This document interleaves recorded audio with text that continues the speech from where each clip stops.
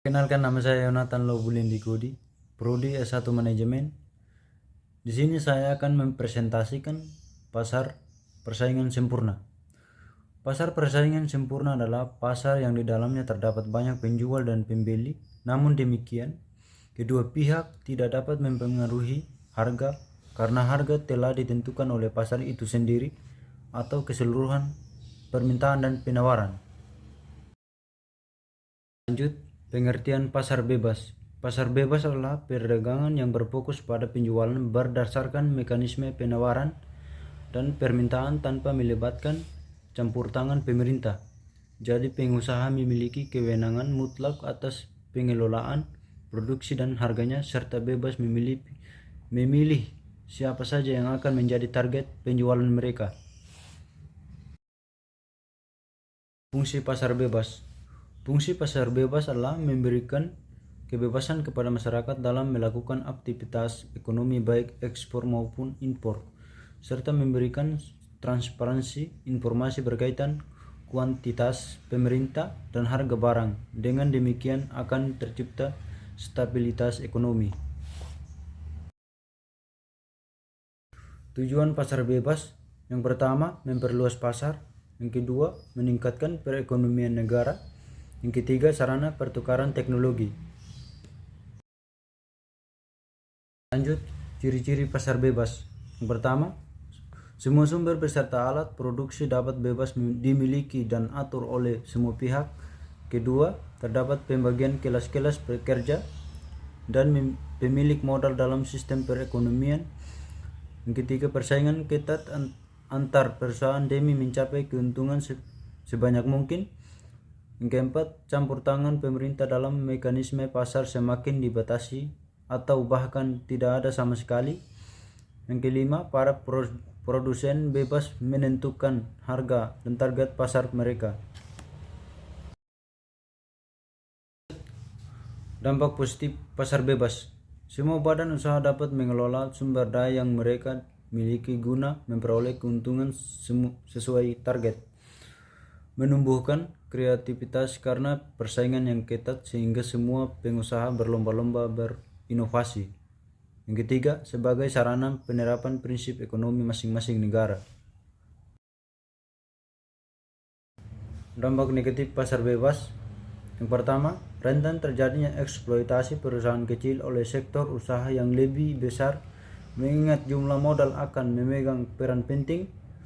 Sebab campur tangan pemerintah lebih kecil, memicu perang harga dan persaingan tidak sehat, memicu monopoli perdagangan yang membahayakan perusahaan lain di perusahaan industri yang sama. Lanjut, bab 2, pasar persaingan tidak sempurna. Pasar persaingan tidak sempurna yaitu sebuah pasar yang mana selisih penjual dan pembelinya sangat banyak, tetapi dengan barang atau produk yang sama atau serupa. Lanjut, ciri-ciri pasar persaingan tidak sempurna. Yang pertama, jumlah penjual sedikit tapi banyak pembeli. Yang kedua, penjual berhak menentukan harga produknya sendiri. Yang ketiga, penjual baru akan susah untuk bersaing. Yang keempat, tidak ada produk pengganti. Yang kelima, barang dijual sama. Jenis-jenis pasar persaingan tidak sempurna. Yang pertama, pasar monopoli. Yang kedua, pasar oligopoli. Yang ketiga, pasar monopolistik. Yang keempat, pasar monopsoni. Yang kelima, pasar oligopsoni.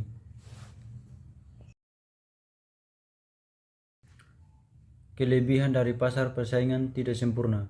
Yang pertama, barang yang ditawarkan memiliki kualitas unggul. Yang kedua, memperoleh keuntungan yang lebih besar. Yang ketiga, bisa mendorong untuk menemukan produk inovatif. Keempat, bisa berkembang dengan cepat. Kekurangan dari pasar persaingan tidak sempurna. Yang pertama, adanya permainan harga pasar. Yang kedua, tidak ada alternatif lainnya. Yang ketiga, terdapat diskriminasi harga. Pengertian monopoli.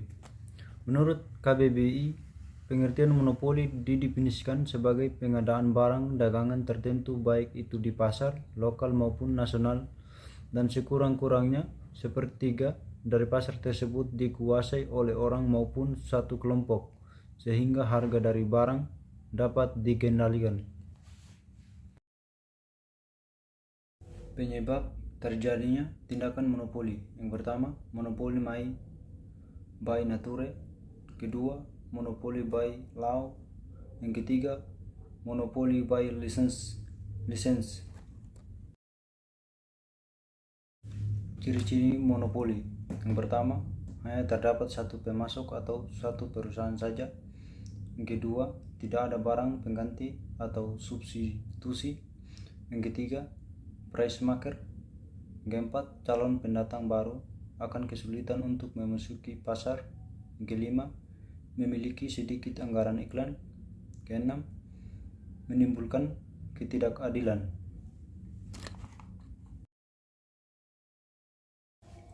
Kelebihan dan kekurangan pasar monopoli. Kekurangan pasar monopoli. Yang pertama, merugikan konsumen. Yang kedua, memicu kehadiran pasar gelap. Yang ketiga, memerlukan biaya yang besar. Kelebihan pasar monopoli. Yang pertama, rendahnya tingkat kompetisi. Yang kedua, leluasa memasang tarif harga. Yang ketiga, inovasi berkelanjutan. Keempat, efisiensi kegiatan operasional perusahaan. Pengertian pasar oligopoli. Secara sederhana, pasar oligopoli adalah jenis pasar yang memiliki jumlah produsen dan konsumen yang tidak seimbang. Umumnya, jumlah produsen lebih sedikit dibandingkan konsumennya. Dalam Kamus Besar Bahasa Indonesia, pasar oligopoli adalah keadaan pasar dengan produsen pembekal barang hanya berjumlah sedikit sehingga mereka dapat memengaruhi harga pasar, atau keadaan pasar yang tidak seimbang karena dipengaruhi oleh sejumlah pembeli.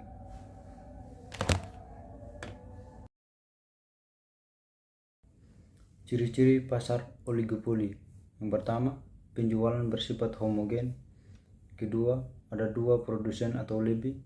Ketiga, memerlukan strategi marketing yang matang. Yang keempat, harga saing relatif sama. Kelima, sulit ditembus produsen baru.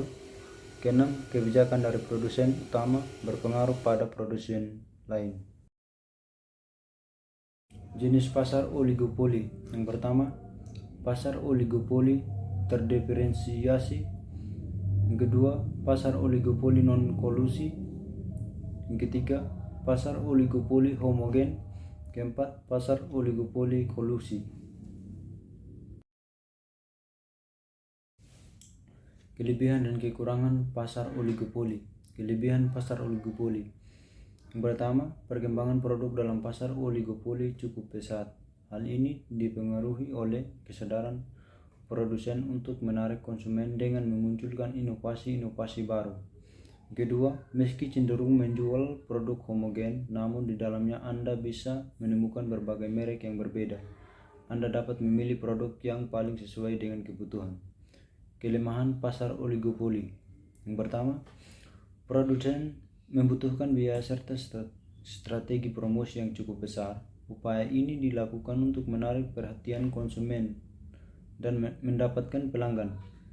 Kedua, sering terjadi perang banting harga antar produsen untuk memikat lebih banyak konsumen.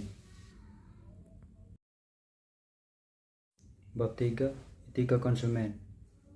Etika adalah suatu perbuatan sekaligus memberi norma dari perbuatan itu sendiri. Jadi yang dimaksud dengan etika terhadap konsumen adalah suatu perbuatan atau tindakan yang dilakukan seseorang terhadap konsumen dengan mengikuti norma yang ada bertujuan untuk mendapatkan timbal balik yang sepadan. Adapun asas perlindungan konsumen antara lain. Yang pertama, asas manfaat. Yang kedua, asas keadilan. Ketiga, asas keseimbangan. Yang keempat, asas keamanan dan keselamatan konsumen. Kelima, asas kepastian hukum. Perlindungan konsumen bertujuan untuk yang pertama, meningkatkan kesadaran, kemampuan, dan kemandirian konsumen untuk melindungi diri. Yang kedua, mengangkat harkat dan martabat konsumen dengan cara menghindarkan dari akses negatif pemakai barang atau jasa. Yang ketiga, meningkatkan pemberdayaan konsumen dan memilih, menentukan, dan menuntut hak-hak sebagai konsumen.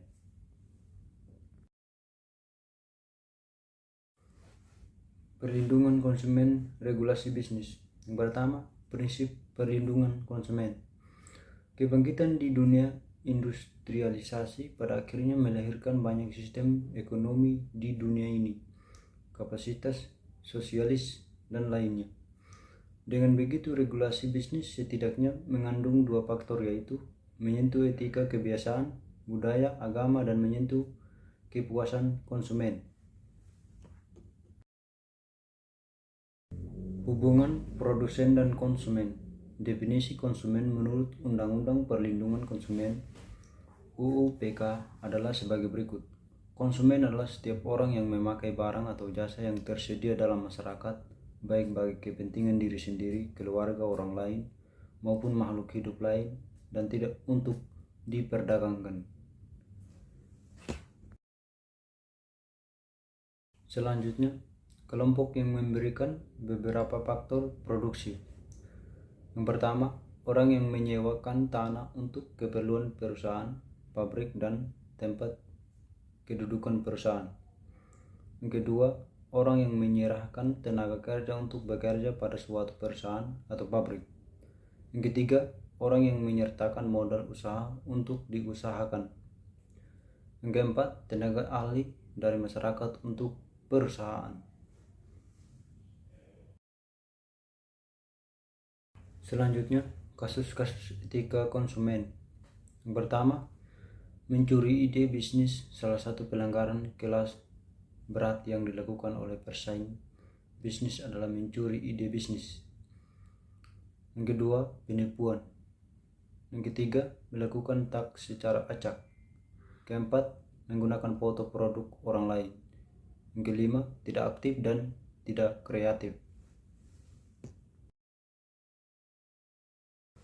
Selanjutnya, bab 4, etika periklanan. Etika periklanan adalah ketentuan-ketentuan normatif yang menyangkut profesi dan usaha periklanan yang telah disepakati untuk dihormati, ditaati, dan ditegakkan oleh semua asosiasi dan lembaga pengembangannya. Selanjutnya, fungsi iklan. Fungsi iklan yaitu sebuah komunikasi komersil dan non-personal tentang sebuah organisasi dan produk-produknya yang ditransmisikan dan khalayak ramai dengan target melalui media yang bersifat massal seperti televisi, radio, koran, majalah, direct mail, pengeposan langsung, reklame, luar ruang, dan kendaraan umum. Terdapat beberapa fungsi iklan secara umum yang perlu Anda ketahui di antaranya. Yang pertama, untuk menginformasikan suatu produk atau jasa ke khalayak.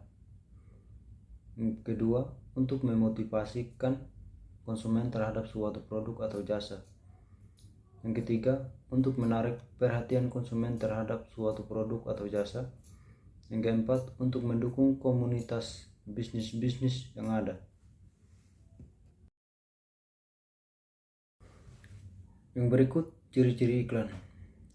Ciri-ciri iklan yang pertama yaitu memiliki isi yang jelas. Maksudnya, iklan sebaiknya singkat, jujur, objektif, menarik perhatian, serta tidak menyinggung salah satu pihak. Ciri-ciri iklan yang kedua yaitu selalu informatif. Maksudnya memberikan informasi dan mampu menerangkan tentang produk atau jasa yang ditawarkan. Berikutnya, syarat membuat iklan. Yang pertama, isi iklan haruslah jelas. Maksudnya, isi iklan lebih baik singkat, jujur, objektif, menarik perhatian, serta tidak menyinggung salah satu pihak. Yang kedua, Pastikan bahasa yang digunakan dalam iklan memiliki arti yang baik, mudah dipahami masyarakat luas, serta mudah diingat.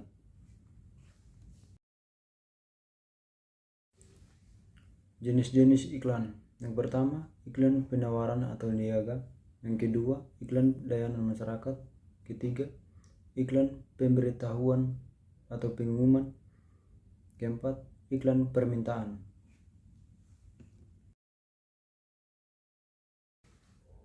Oke, mungkin hanya itu dari presentasi saya. Mungkin ada kesalahan atau kekurangan, mohon dimaklumi. Terima kasih.